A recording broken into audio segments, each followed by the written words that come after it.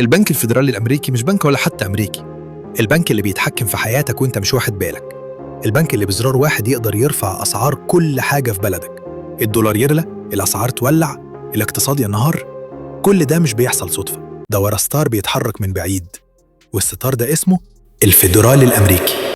لكن تعال هنا يا صاحبي، هل عمرك سألت نفسك ليه أغنى دولة في العالم أمريكا البنك المركزي بتاعها مش تابع للحكومة؟ ومين اللي بيضع الفلوس؟ ومين اللي بيقرر قيمة الدولار؟ وليه دايماً في أزمات اقتصادية وفجأة الحل بيجي من الفيدرالي؟ طب مين اللي ماسك الفيدرالي ده؟ وليه مفيش حد بيقدر يراقبه؟ ركز معايا بقى يا كاريزما، علشان اللي جاي مش بس صدمة، ده كشف الحقيقة مخفية بقالها قرن كامل. النهاردة على قناة هاروت إكس هنفتح كتاب الأسرار وهنغوص في دهاليز الفيدرالي الأمريكي، البنك اللي مش أمريكي، البنك اللي مش تابع لأي دولة، البنك اللي بيحكم العالم كله بزرار واحد، ارتباطه الغامض بالماسونية العالمية. فلو ناوي تكمل الرحلة دي للآخر، اربط حزامك وخلينا نغوص مع بعض في أكبر مؤامرة مالية في العصر الحديث. وأهلاً بيك في عالم هاروت. البنك الفيدرالي مش بنك ومش أمريكي. البنك الفيدرالي الأمريكي أو زي ما بيسموه فيدرال ريزيرف تأسس سنة 1913 بعد ما الكونجرس وافق على قانون اسمه قانون الاحتياطي الفيدرالي أو فيدرال ريزيرف أكت. بس المفاجأة يا معلم إن البنك ده مش تابع للحكومة الأمريكية، ده عبارة عن شبكة من 12 بنك خاص، وكل بنك فيهم بيتحكم في منطقة معينة في أمريكا. وأكتر من كده، البنك الفيدرالي نفسه مش مملوك للدولة، يعني الفلوس اللي بتطبع مش الحكومة اللي بتقررها، ده مجموعة رجال أعمال ومصارف خاصة هم اللي بيحددوا. أيوة، أنت دلوقتي ممكن تكون مصدوم، بس دي الحقيقة اللي مش عاوزينك تعرفها. مين اللي أسس الفيدرالي؟ الناس اللي أسسوا الفيدرالي مش ناس عاديين، دول أصحاب بنوك كبار وعائلات من النخبة اللي بتحكم العالم من تحت الترابيزة. أشهرهم واحد بول واربرج، ألماني الأصل وكان من بنك كون لوب أند كو، وعائلته من أضخم العائلات المصرفية في العالم. 2 نيلسون ألدريتش، عضو في مجلس الشيوخ وقتها وكان متجوز بنت عائلة روكفيلر. 3 فرانك فاندير ليب، رئيس بنك ناشنال سيتي بنك حالياً. 4 هنري دافيسون، ممثل بنك جي بي مورغان. 5 بنجامين سترونج، أول رئيس فعلي المجلس الفيدرالي بعد تأسيسه. الناس دول اتجمعوا سرا سنة 1910 في جزيرة اسمها جيكل آيلاند في جورجيا، وكتبوا خطة إنشاء الفيدرالي وكأنها طقوس ماسونية سرية. ومن يومها والدنيا ما بقتش زي زمان. مين بيعين رؤساء الفيدرالي؟ وليه مفيش رقابة حقيقية؟ رئيس الفيدرالي بيتعين رسمياً من رئيس أمريكا وبيتوافق عليه مجلس الشيوخ. بس تعال بقى شوف الحقيقة، مين اللي بيوصل للترشيحات دي أصلاً؟ لجان استشارية مليانة ناس من وول ستريت والبنوك الكبرى زي جولدمان ساكس ومورجان ستانلي، يعني المافيا المالية بتوصي ومجلس الشيوخ يوافق.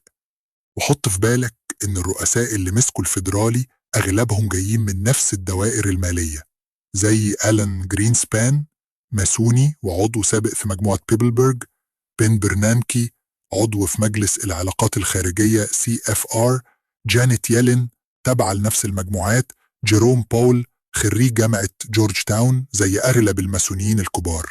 إزاي بيتحكموا في الاقتصاد العالمي؟ البنك الفيدرالي هو اللي بيقرر يطبع فلوس أو يقللها، يرفع الفايدة أو يخفضها، يدعم الدولار أو يسيبه ينهار. يعني أنت كمصري مغربي سعودي تونسي، لو الدولار طلع أو نزل ده بيأثر في سعر الأكل، البنزين والدواء عندك، وكل ده بيحصل بزرار بيتضرط في مبنى البنك الفيدرالي في واشنطن.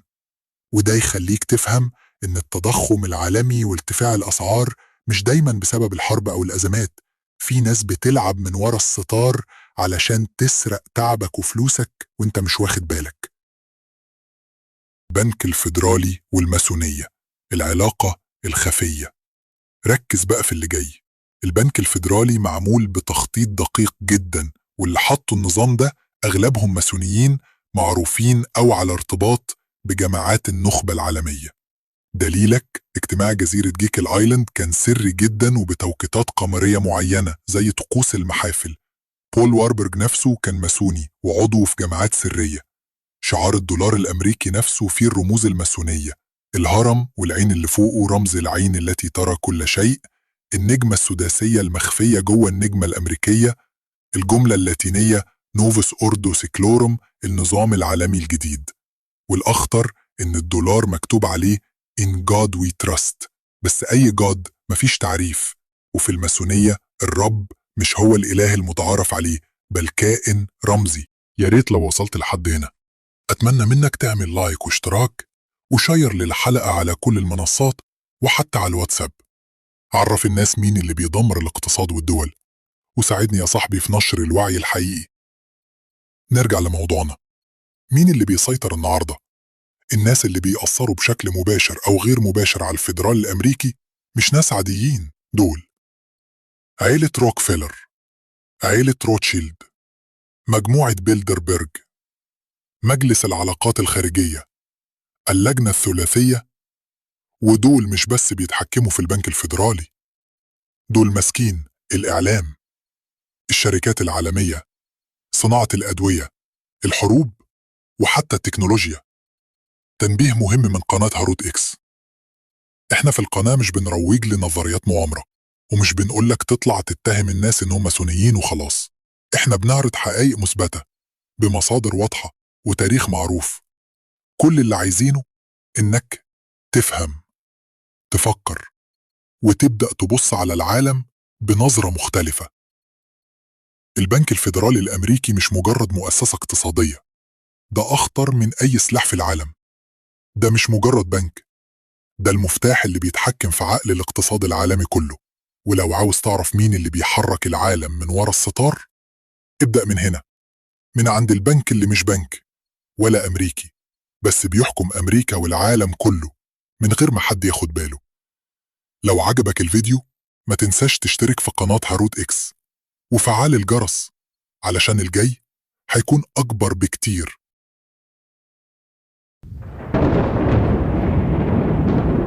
ما تنساش بقى يا نجم النجوم تعمل السبسكرايب وتعمل التعليق وتعمل اللايك الجميل. وانت يا نجمة نجوم الكوكب ما تنسانيش برضو عشان الحلقة الجاية ان شاء الله توصلكم بسرعة وهتبقى ضرب نار ان شاء الله. انتظرونا في الحلقات القادمة. سلام.